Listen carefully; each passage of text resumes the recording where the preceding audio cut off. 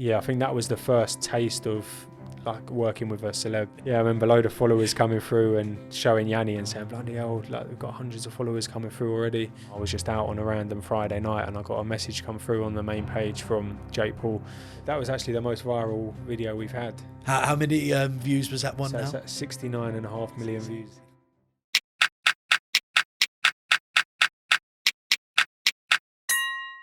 Welcome, Harry. Thanks for having me down. Oh, thanks for being here, mate. So you got a successful flooring company. Yep. A Garage Style.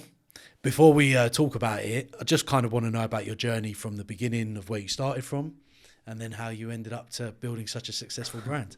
Thanks. Yeah. No, it's been a long time coming. So I come from a very entrepreneurial family. My dad's, well, he now runs his own company, but a lot of his side of the family were like inventors, entrepreneurs. So growing up, I always wanted to get involved with having my own business and doing something for myself. Because your granddad was an entrepreneur. Yeah, so my granddad was the main one really, who even helped to invent the ballpoint pen. And some educational toys that sort of blew up and were in every school in the country. And my dad was running that company for about 10 years in America. So I was actually born in America while he was working out there. Whereabouts? Newport Beach, California, which is pretty cool. So I moved back when I was about 4 years old. So didn't remember anything until we went back years later.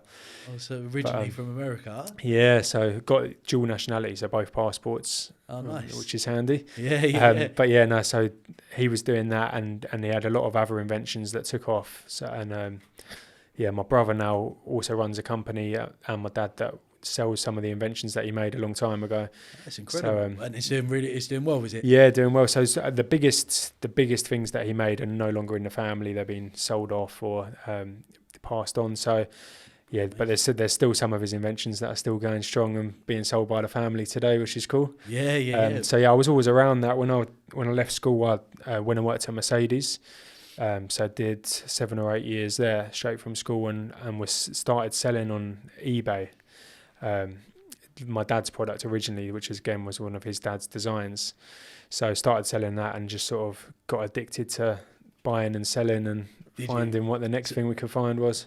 So the side hustle was more working in the showroom than it was like eBay was almost like that. Yeah, so I started off just selling the one product on eBay and then just sort of constantly thinking what else can I source and sell and just building that up slowly. But I think that's what first gave me the sort of hunger to do my own thing and be my own boss. And build that up pretty quickly really. It was like lunchtimes down the post office sending it all out and got to the scale where it was covering all of my costs and thought, right, I can jump ship and do it properly. But I knew eBay wasn't too scalable, to just rely on eBay the whole time. So was trying to find what I can do to build a brand. And just saw a lot on Instagram of garages being done in America. There wasn't much happening in England. So it was a case of sort of jumping on it. One of my uncles owns a big industrial flooring company.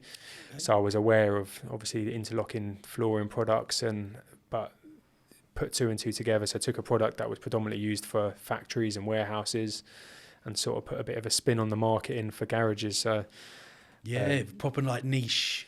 Because also I was in the motor trade, I thought it sort of made sense to do something car related. I've always been into cars, so I thought that's like Dean as well. To be fair, he was saying exactly the same thing. Yeah, there was just sort of, and at the time I still wasn't 100% convinced with it really. I thought let's just see what happens and source the products and started a bit of marketing and social media and started very slowly, sort of built it up organically, but.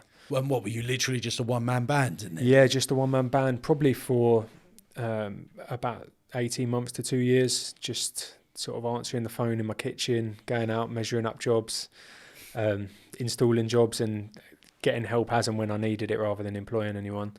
Well, what would you say the biggest challenges were for you, like in that process? Yeah, I think for me, I was quite scared to employ anyone just from looking at what I was making and thinking I don't really have the money to employ anyone, and having that sort of narrow-minded thoughts that it's not going to make me more money by having the next person helping out, sort of thing. I suppose the issue though that you've got is you either get stuck in that rut of trying to do everything yourself, or or you kind of take that next leap of faith to? Yeah, I think that's what it was. It was sort of me thinking, right, I don't quite have enough work at the moment to have somebody else working with me. But I think once we got to the stage where I took someone on, and the first employee was my brother, actually.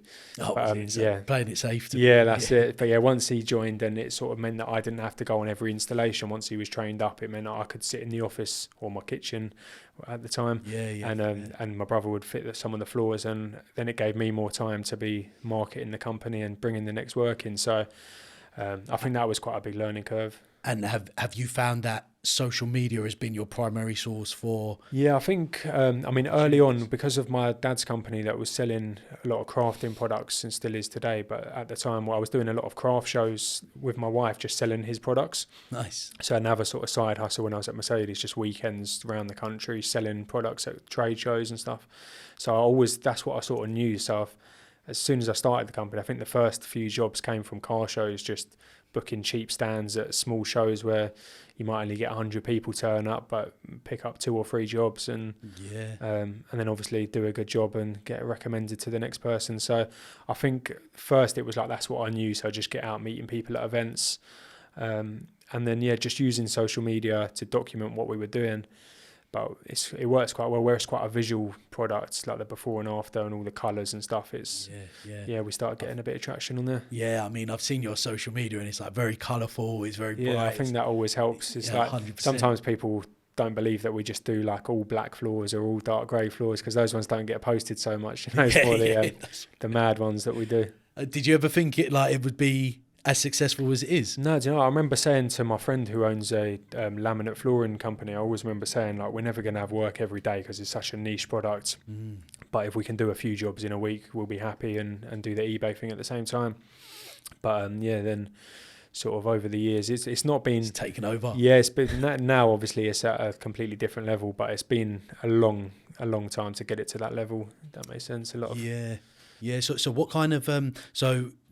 after taking on your brother, what kind of happened for you on that journey next? You was out trying to get some work, obviously. Yeah, so trained him up to a level where he was good enough to go out by himself. And then I think after that, it was just trying to find someone else to help him, because it got to a stage where he was doing a lot by himself, but there were still certain jobs, bigger jobs, or when he had busier days with more than one garage, that you need another pair of hands. So that was me jumping back in on the tools every now and again.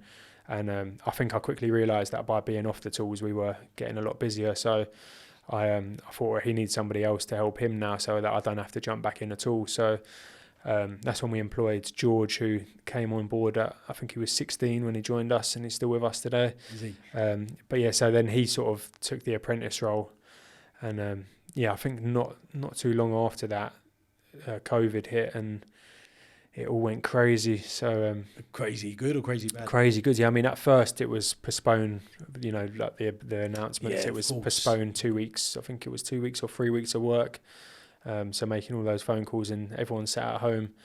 And then the construction industry was still allowed to work. So we were, yeah. Yeah, so it was a bit of a grey area that construction can carry on, and we still come under that. So as soon as we realised that, and the phones were just going crazy, where I think the main thing was home gyms. Gyms are shut, and everyone's going, right, I need to make my own gym. So I think people were spending a lot more as well. Just didn't have a lot else to do, so they just wanted to. I think so. Yeah, I think a lot of the gym equipment was all completely sold out or going for crazy money. Yeah, it was. And we're quite lucky where 90% of our stuff was manufactured in the UK. So the factory was still running. And it was still running, was it? The factory was still running, yeah. Just one person down there churning tiles out 24 hours. So we never had no problem with supply, and a lot of our competitors use like imported products. Right. So they were all struggling to get it or running out of stuff, and we just had a constant supply chain. So it's quite funny you say competitors as well, because I've never seen a company like yours. Yeah, it's a very niche industry. Yeah. There is a handful of companies doing it. Now there's a lot more, with a lot of people. Always will be, yeah. Yeah. As you go through that journey, you'll always create space for like new startups. That's it. And to be fair, we've got a network, probably 5 or 6 companies that buy the product off us as well. So a lot of the time people send us videos or pictures of like companies that are marketing very similar to us, but a lot of the time they're buying the product off us anyway, and some of them we've trained up and stuff as well. So have you? Yeah. Okay. So I mean, that's a big respect in itself, isn't it? Like, yeah, that's it. I've always kind of looked at it as there's enough food on the table for everybody to eat, as long as everything's done in like an integral way. Yeah, that's it. So there's been some obviously over the years where we've helped them out and we've supplied them with tiles, and then before you know it, they're trying to poach customers off us, and people are ringing us saying this person's doing X, Y, and Z. So we're always quite careful about who we work with, but we're always up for working with people and building something together. So you work with like a lot of celebrities, social media influencers. Who was your first ever person that you? So the first was actually Yanni from Yanamize. Yeah. So very early on actually, which was good. Early on when we first started out, I got some mutual friends that know Yanni, and I know he was looking for a floor. I didn't see it myself at the time, but a few people, I think my brother actually first of all messaged me and said, look, Yanni's put out on social media, he wants a new floor for the workshop. Was this when he was in Enfield? Yeah, in Enfield, yeah. So I messaged him on a few platforms. I think he put it on Twitter at the time, so Twitter, Instagram, didn't get anywhere with it. And then a mutual friend that knew Yanni as well said to me, he's looking for a floor. So I said, any chance you can introduce us? And luckily got in front of him, went down there, met him and came up with a deal that worked for both of us. And still didn't, because it was the first one, didn't really know what would happen off the back of it. So remember, we were downstairs, just started laying the floor. I think it was over Christmas was the only time he could shut the workshop. Right. So I think it was right near Christmas, and started laying the floor. I think Yanni did one story just saying the boys are here, starting to lay the floor, and the phone just started ringing. And at the time, it was still me taking all the calls, so I'm trying to help with the installation, answer the calls. And I remember, it's horrible, isn't it? I remember a load of followers coming through and showing Yanni and saying, "Bloody hell, like we've got hundreds of followers coming through already." And I think that was the first taste of like working with a celeb. It just takes that like one opportunity. I mean, to be fair to Jan, like I've met him a couple of times as well, and he always gives like people help, advice. Because to be fair, I didn't really know what to expect, but walking into that meeting with him the first time to show him the products and stuff, and I think one of the first things he said is, "Look, I don't expect anything for free. Just look after me, and I'll help you out." And that's what he did. We did him a good price. And he's helped us out a long way throughout the years. We've been back to we've been back to the original unit in Enfield and changed that all up now. Oh yeah, because he's done more work. Yeah, so we've done that. We've done his house recently and his new premises in Milton Keynes. Oh, amazing. And then just loads of recommendations from him as well. So so you've done like loads of celebrities at this point. So I think the way it worked for us really is like from doing Yanni's floor, I think the next person after that was DMO DJ. Oh yeah. So and he's really active on that's it. And again, we've probably over the years maybe done 10 or 12 garages for him. The guys between 10 or 12? Like different houses, some of his businesses. Right. We've done a lot with him. And then I think from him it was Mist the rapper popped up. So it was like every person we did, there's normally one or two other celebs that see it, and I think they know we're trusted, to give out their addresses and stuff like that. So it snowballed on with just normally find every time we do one, we'll get one or two other celebs pop up afterwards. Fair. And one or two leads to another one or two. Yeah. But I suppose the biggest key is to always leave that person satisfied at the end of 100%. Yeah. And I think a lot of it comes down to trust, because obviously there's a lot of companies out there who are giving people's addresses out, and we hear a lot of stories. So I think people, where they can see that we work with these kind of celebrities and influencers, professional outfit, they know that we can be trusted. So I think that goes a long way as well. Yeah, fair. So who would you? I mean, like they're all big celebrities, influencers, but who would you say the biggest person? So the biggest was a recent one for Jake Paul in Puerto Rico, actually. So yeah, that's incredible. How did that all come about? So it's a funny story actually, but we originally messaged him, I think in 2018, so a long time ago, just saying if we can ever help. Didn't expect a reply, but I think I was just scrolling through Instagram and saw something pop up and thought, well, that'd be crazy. So just sent him a message saying if we can ever help with any flooring, give us a shout. And I think he replied within about 30 seconds, so I couldn't believe it. And I think at the time he had about 18 million followers, so normally you'll never get through to someone like that. But he replied saying speak to his assistant, and we were back and forward with him for a while, but nothing really came of it. And they were, I think he said that we're moving house, and it's we'll wait for the new house, and it sort of all died off. And then probably about 3 months ago now, I was just out on a random Friday night, and I got a message come through on the main page from Jake Paul saying, guys, I've just moved house this time. And to like look at it twice. Yeah, I couldn't believe it at the time. I was like, is this actually him? And then he asked for my number and put us in a WhatsApp group, and all happened pretty quickly from there. I think next week or so we had flights booked, tiles were getting dispatched. Quickly? Yeah, I think from one from his party was like, he was in the house, he wanted it done yesterday, and from our party it was like, let's just do it while he's on it, and that's incredible. Get it all tied up. So it was a crazy trip, stressful getting everything out there on time. And, so you had to ship everything. We shipped everything out, yeah. And whereas Puerto Rico, we had to get everything to America, and then to Miami it all went to, and then from there onwards. So yeah, it was a touch and go. I think the tiles got there, I can't remember if it was the day before we arrived or the day that we arrived. So it was like, are they going to get through customs okay? Skin in the teeth. Yeah, but no, it all worked out well, and blew up online. He did some promo for us on YouTube and Instagram. And how long did a project like that take?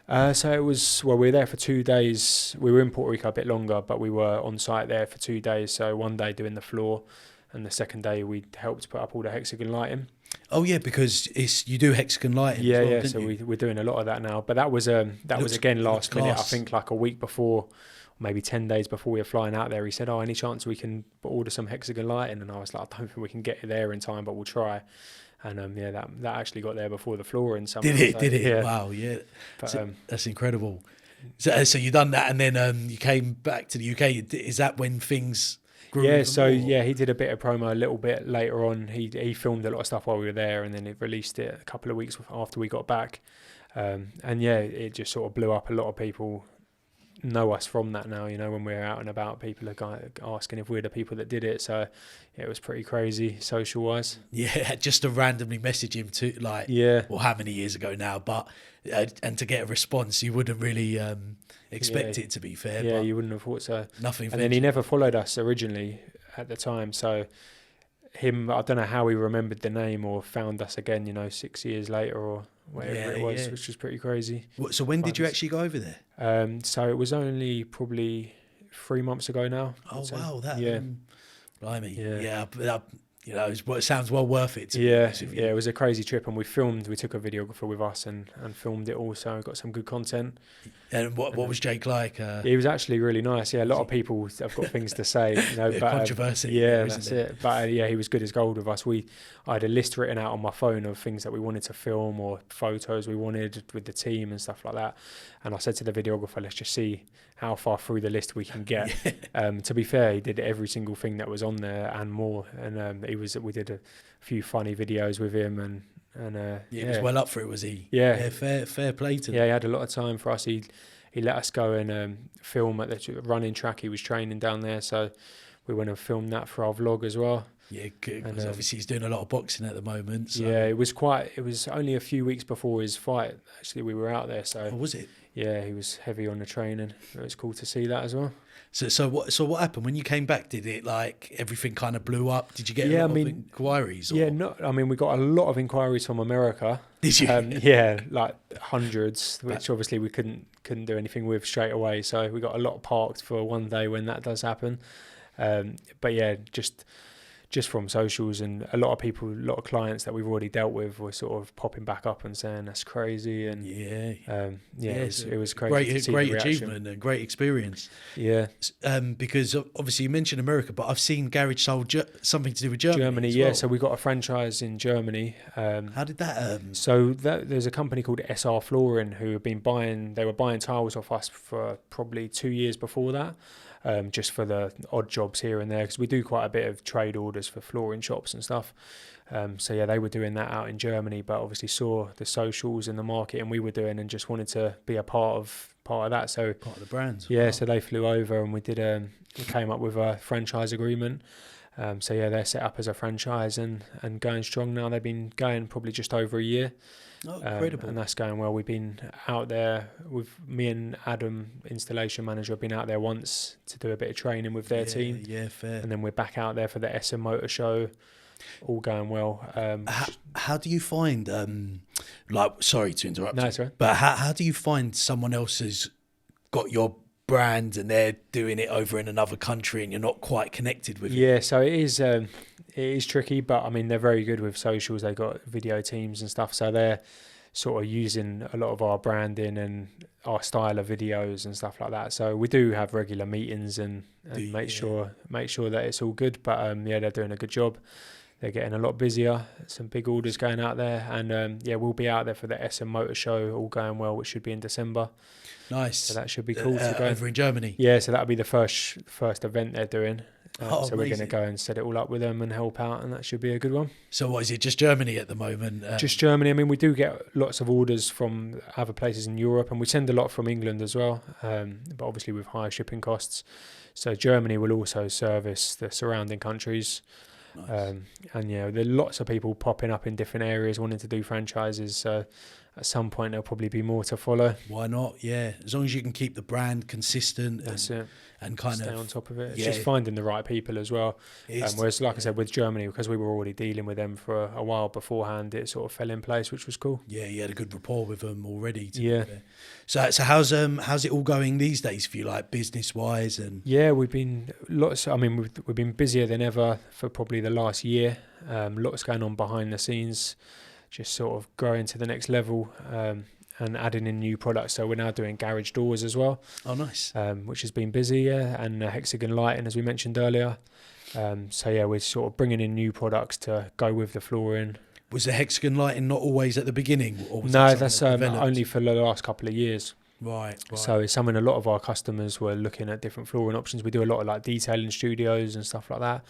So yeah, a lot of people were looking at that, and a lot of the time, where we're in these places, you hear that they're also having the lights done or they're having a door done. So it just sort of made sense to offer the whole package. So how do you keep your business flowing? Because obviously, when someone gets their garage done, they've got it done, right? Yeah, and that's probably our biggest problem, is that we don't really get any repeat business unless people move house or recommend us. We get a lot of recommendations, but yeah, repeat business is something we don't get. So that's why we sort of look at other products that we can add into it, and other ways of building it up to the next level. It's probably thinking about what sort of like servicing product you can potentially offer. Yeah, we have had different ideas over the years, but yes, it's not something we've nailed down just yet. Not yet. No. Yeah. Do you know the problem we have is, like, we would go to like cleaning services, but where we travel the whole country, it sort of works to do the flooring, but to make it work on a cleaning basis is a struggle. But we'll probably do something for the more local jobs. So what you literally travel nationwide? Yeah, so we've got a team in Scotland who are under their own brand, but we get them to do the installations up there on your behalf. Yeah, on our behalf. But anything from Newcastle downwards, we will cover ourselves. Okay, well, you'll go all the way over there. Yeah, so it's a lot of travelling, a lot of long days, early starts for the team. But yeah, we don't do that too often. It's normally probably within a 2-hour radius on most days. Right. And do you still do a lot of the work yourself? Or? No, so I try not to. I do some of the celebrity stuff and some of the bigger jobs. The team have got a massive job on tomorrow, but I'm not trying to stay away as much as I can. As I said to you off camera, we're sort of got some new starters in at the moment and trying to recruit some more. So I'm trying to sort of spend my time working on the business as much as I can. Yeah. Because it like what we were saying, I think the issue is, as a business owner, you gotta focus on the whole thing rather than just one segment of it. And it's tough as well, because people might actually want Harry as well. Like, they might want Harry to come to their house and be that guy. But yeah, there's a lot of clients that know us personally. But the good thing is we've got a team that we do a lot of social media stuff. So a lot of our clients sort of already know of the team as well. So good. Yeah, works quite well. How many are you guys now? So there's 10 of us as of today. And just trying to recruit for one more now. Just started interviews as well. So going from like not being able to employ anyone, you've now got like nearly 11 people. Yeah, so it has grown pretty quickly. And yeah, we've got some new things happening in the new year. Fancy sharing? Yeah, no. So we're going to start a flooring and carpets company, predominantly like laminate flooring, hardwood flooring. and yeah, that's been a long time coming, but working on that behind the scenes for launch next year. Nice. So that should be cool, and that's one of the reasons we've recruited the last few people, just to have the team there ready. So what would you say the biggest lesson you've taken from your kind of business venture has been so far? Biggest lesson, I think, is probably still comes down to hiring people. I'd say there's always people that can do jobs better than I can, so it's just sort of delegating what we can and building the right team. And we've got a very good team now. Everyone gets on well. So yeah, we've got a good team that are all in it for the same reason and helping us to build to the next level. So nice. I would say, yeah, that it's always just being able to delegate, and finding the next team member to help out. And you've obviously got a family as well, haven't you? Yeah.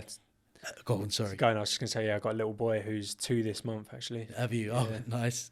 And it's causing havoc. Yes, I saw that the controversial video. That's coming soon, that one. Yeah. So how do you find that balancing work, family? It is always a struggle. We're quite lucky that we live walking distance from the unit we're at. Okay. So, and my wife Charlotte does a lot of admin stuff for the company as well.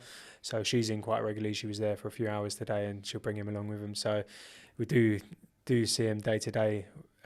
Well, not every day, but quite often through the week at work as well. You'll have to get working with you. That's it. Yeah, he's got his uniform already, so won't be long. He'll be out there. You can get him to remove all the Tottenham. Yeah, that's it. Yeah, replace with the Arsenal ones. That's it.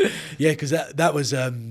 We talk about that for a sec. That was quite a viral. Yeah, that was actually the most viral video we've had. How many views was that one now? It's at 69.5 million views at the moment. So yeah, that was crazy. And the story behind that? That was just it was actually an old video I've had on my phone for years. We just had a customer who wanted a branded Tottenham tile put into the floor. So we filmed it at the time, and I was watching, I think me and Adam were watching Arsenal Tottenham probably 2 years ago now, I'd say.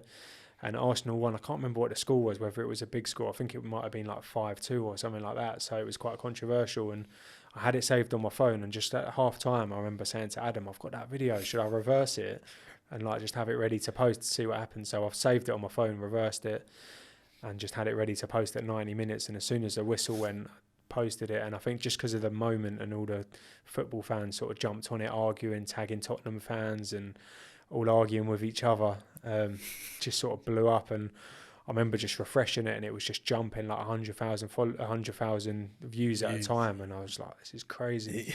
So yeah, a bit controversial, but this is always the thing with social media. It's like you want to build a brand, and it's almost like controversy is almost one of the fine recipes to actually. If you want to go viral, if you want to go viral and but then I think it all comes down to timing as well, because we've tried to recreate that video and do similar stuff and just never had the same reaction. So this is the thing with like social media and the algorithms. I think it's like what might work today might not work tomorrow. 100%. Timing. Quite lucky with the timing.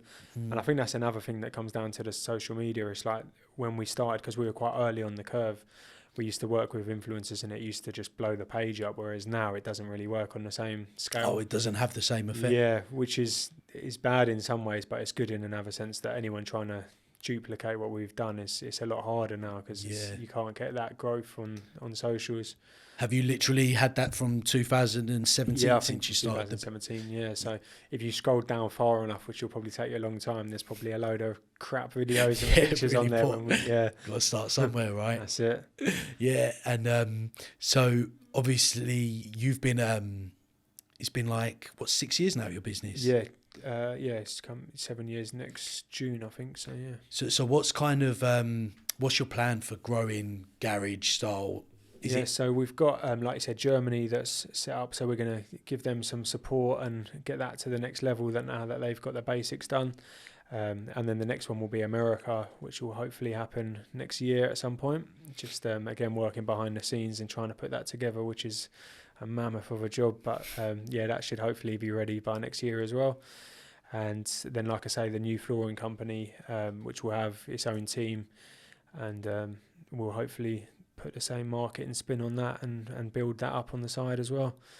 And so looking forward to it. And what about yourself? Like, do you have any kind of aspirations of where you want to go to next? Or do you know what, I get asked this a lot, but I don't really. It's always just take Yeah. everything to the next scale, and it's a bit of it's probably one of my downfalls that whenever something happens, I'm always like, right, what's next? It's like we never, even my team are the same, you know, we never just sit down and go like, well, that was amazing. We've just done Jake Paul's garage. Social media's gone crazy. This has happened. It just never happens. You know, we do that and then we're like, right, who should we do next? We're like speaking to his brother, or we're like, who's the next person? You know, we never It's forward thinking all the time, isn't it? So, but I suppose it's finding that balance, because if you don't kind of celebrate the wins, then what you kind of, you're just kind of focusing on the next level all the time. And we're always just like crazy on what we can do next scale wise. So yeah, nothing sort of set in stone, but it's always just what we can do next and how we can take it to the next level, you know. Yeah, it sounds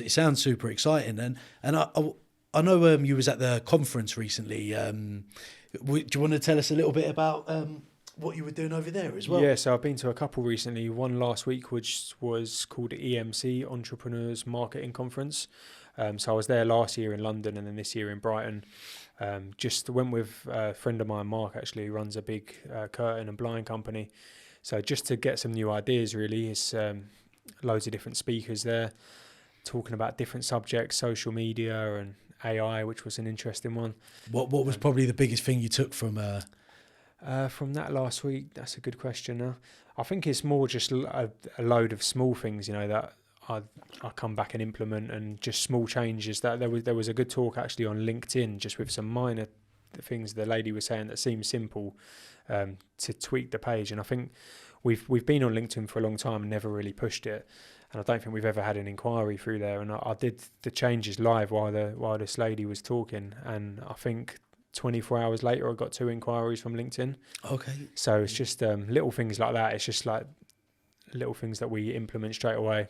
Can make big differences. Yeah, that's it. And I try and do that as much as I can, you know, get out learning and listening to people. Do you find it quite valuable? Yeah, 100%. It's there's always something more to learn, you know, or same with YouTube and podcast. I'm always listening to what I can. I'm quite bad at that as well. I'm like driving in the car, I'll never listen to music. It's like I feel like I'm wasting my time. It's like I have to be learning from something or trying to. That's a good insight, to be fair. A good way to do things. I think I'm quite unusual in that sense that I don't even watch TV. Like if my wife's out, it's like YouTube or a podcast or really like, wow. Yeah, anything. Even with TV, she gets annoyed because I'm like, I won't watch anything unless it's real. Okay. Like even films and stuff, I'm not into them at all, which I know is strange, but it's I just feel like I have to be like watching real stuff or something you can take from it and learn from it. And I'm quite strange like that. That's all right. No, whatever floats your boat, really. At the end of the day, it's what works for you, isn't it? Yeah, there's always something to learn. So and big on that. So what you mentioned LinkedIn? Have you just always been Instagram focused? Instagram mainly, yeah. We actually got more followers on TikTok than Instagram. But TikTok, we don't really get the inquiries on there, but we do have a lot of viral videos on there. The most viral one that we talked about, the Tottenham one, was on Instagram. But we've had some on TikTok off the top of my head, maybe doing like 20 million views and stuff, satisfying videos of tiles being installed. Yeah. So we do push them all, but Instagram's our main.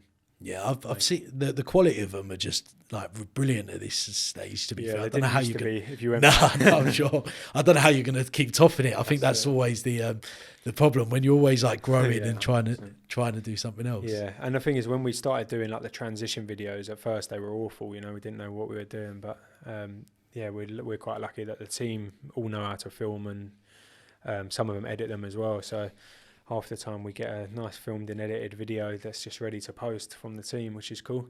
Yeah. But they all like getting involved doing all the videos and. Yeah, I'm sure it makes it more fun, doesn't it? Right. Yeah, like Adam, is the installation manager. He's on the videos more than me, obviously, because I'm not on the tools anymore. So he's probably more recognised than I am when we're out at shows and stuff. That people, I've seen you in the videos, because it's normally him. Proper celebrity now. Yeah. But no, it's good cool. On him. It's cool that.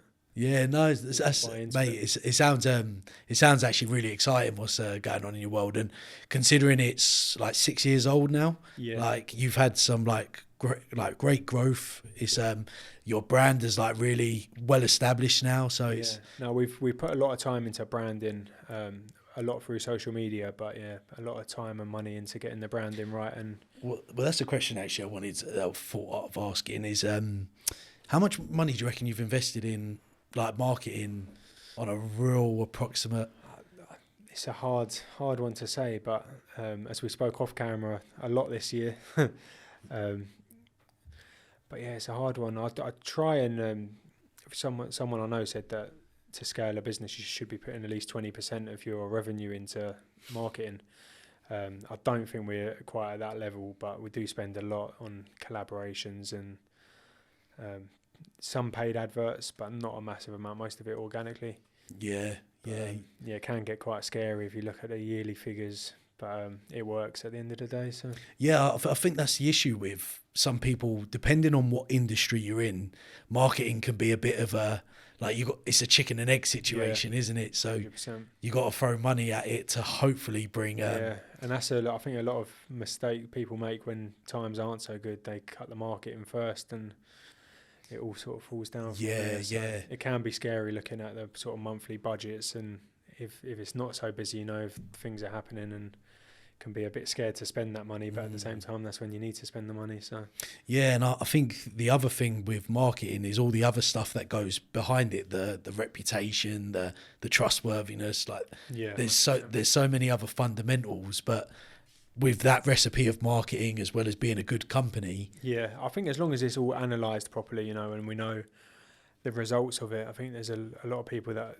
throw money at marketing without actually analysing. Are you quite good at analysing? Not myself. I'm no good with computers. I know my way around social media, but the computer side of it, I'm not. But we get like monthly reports and stuff, so we can. Oh, nice. We can try and make sure that when we're increasing the budget, it's having the right results. I think that's quite important to. Just on top of those numbers. Yeah.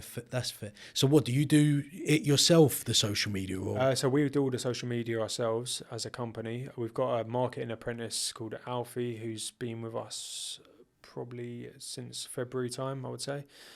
So he's doing a Google Analytics apprenticeship. So he's sort of learning through college, and then we're showing him as well. But the main Garage Style page, because we've got a few backup pages and smaller pages and stuff, he runs all of those and all of the TikTok and YouTube and everything, but I'm still on the main page myself. I haven't quite given the reins for that one. He's more than capable of doing it, but all in good time. I quite like sticking with that one and trying to tweak it and work out what's going to be next. I think like if you're good at it and you've got the actual time to give it, then sometimes just sticking to what you're good at is fun. I find that's the most enjoyable part as well for me, the marketing side of it, so I don't mind involved with. What's the least enjoyable? It's got to be the VAT returns, and which I'm trying to delegate that more and more now, get rid of those. You just got to find yourself a good accountant. That's definitely what it is. Now we've got a good accountant, to be fair, but it's all the bookkeeping, matching everything up. But yeah, my wife Charlotte's doing more and more of that now, so you're getting her involved as well. Try and get rid of all those jobs. I think that's like one of the hardest things of running a business is realizing your responsibility outside of just doing the actual job. Yeah, I think that's a bit of a shell shock for some people, and some people can get themselves into some uncomfortable situations. To be fair, there's a lot of moving parts to juggle at the same time. But I'm trying to sort of get rid of as many of my jobs as I can, just to try and stick to the marketing side of it, and that's where you want to focus tasks. your time the most, bringing new customers in. And so you've obviously you've been to events, and you find that quite events have always been good for us. And like I said, where I was doing a lot of it with my dad's company, that's sort of what I knew, so it's always good to get out, meet customers. We see a lot of our old customers at events who always want to come and have a chat, which is always cool. Just getting out with the boys, they're all quite into their cars, so they enjoy it anyway, so we get out a lot of the car shows through the summer. You'll have to start your own event. That's it. We did a small one actually at our unit. The first year we moved in there, there's like a communal car park outside, and on a weekend there's no one there really, so we did like a coffee morning and invited down a lot of clients and stuff, but it scared. We were planning to do it more regularly, but it scared us because a lot of people turned up, and there were people like wheels spinning up the road. Just thought it's not worth it, and we didn't even put it out there. That was like invite only sort of thing. So a bit scared of doing that. A bit scared of doing it at our place anyway. I'd like to do another one somewhere where we don't have to worry, you know. Well, I'll talk to you. I know a couple of places anyway at some point. Without worrying about our unit deposit being swallowed up. Yeah, that's right. No, do you know what? It sounds, mate, it sounds like you're doing really well. Oh, thank you. Appreciate it. And as I'm sure all business owners can relate, there's a lot of problems we have to deal with and stuff that goes on behind the scenes as well. But yeah, it all comes with on the front end. It looks amazing. At least. That's the important. But now at the moment, it's all going well. Like I say, we've got a good team now. So. And bring on Logan Paul's garage, I suppose. Yeah, we did. It's funny. We spoke to Jake Paul because obviously we were flying out there, so a lot of the cost was the flights and hotels and everything. So you're happy to talk about from the money side of things? Or? I can't go into too much detail about what happened there, but yeah, at the time we said to him, while we're coming out there, do you want to speak to your brother and we maybe do both at the same time, because we're already flying out. And he spoke to him and came back and said, oh no, he's not interested. Like, fair enough. Yeah, and then when we were there, Logan came over, pulled up in a golf buggy, got straight out and was like, oh, I need this flooring in my house. We were like, oh, you're joking. He lives like on the same road. We were like, oh. That would have been yeah. So good time. Yeah, maybe at some point. Yeah, for next time in the future. Yeah. Give you a good reason to go out there again, wouldn't it? Yeah, that was a good trip. Especially once you start franchising out in America as well, that'd be. Yeah, so we got a lot of people waiting, a lot of celebrities that came straight to us after Jake Paul actually, who wanted stuff done. But it's most of them are sort of waiting until we're ready to launch out there. So it should be pretty cool. We'll hopefully get a team over there with some big collaborations when that happens. Will you? Yeah, that's it. That'd be incredible. To be fair, when do you reckon that might? All going well, should be early next year. Yeah, there's a lot already happening. We've got some partners on the ground out there, so it's just tying up everything and getting the stock over there and building from that. But yeah, I think it's going to be big when it happens. It's just doing the logistics of it and getting it right the first time. Yeah, 100%. Well, I'm sure with the head on your shoulders, I'm sure you'll definitely be all right. No, it should be. And to be fair, because I found it a lot with my dad as well, but I don't know how much advice you get from your father. Is your grandfather still alive? No, he's not actually. But I've got other family members who are very entrepreneurial with their own companies as well. So every now and again, get a bit of advice from one of those, which is good. Yeah.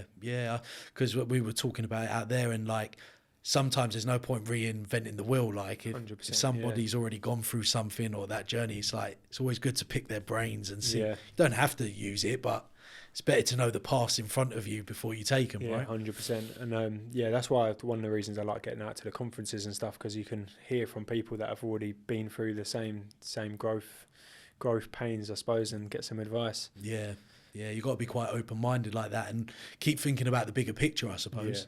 Yeah, 100%. That's the main thing. But I mean, look, Harry, I really appreciate you coming here today. Thanks for having me. I've been watching your podcast. Yeah, thank you. Seeing your growth, so it's good to come down. Appreciate you having me on. Yeah, we're certainly getting in there, and I certainly wish you all the best in your future success. Anyway, I appreciate it, and hopefully I can line some guests up for you. Oh, well, that would be greatly appreciated, pal. So. For anyone that doesn't know, don't forget to like and follow Garage Style. Yeah, Garage Style Ltd on Instagram. Nice. And maybe we'll do a part 2 next year. Cool. Catch up or hold me accountable to all the things I've done. 100%. Cheers, Harry. No, thank you. Cheers.